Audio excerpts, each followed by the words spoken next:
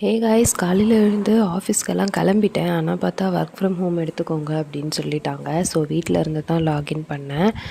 அதுக்கப்புறம் பார்த்தீங்க அப்படின்னா கொஞ்ச நேரத்துக்கெல்லாம் ஆஃபீஸ் கிளம்பி வரணும் அப்படின்னு சொல்லிட்டாங்க. சரின்னு வெளியே போய் பார்த்தா வெதர் ரொம்ப நல்லா இருந்துச்சு. மழையும் கொஞ்சம் கொஞ்சம் தூறல் போட்டுகிட்டே தான் இருந்துச்சு.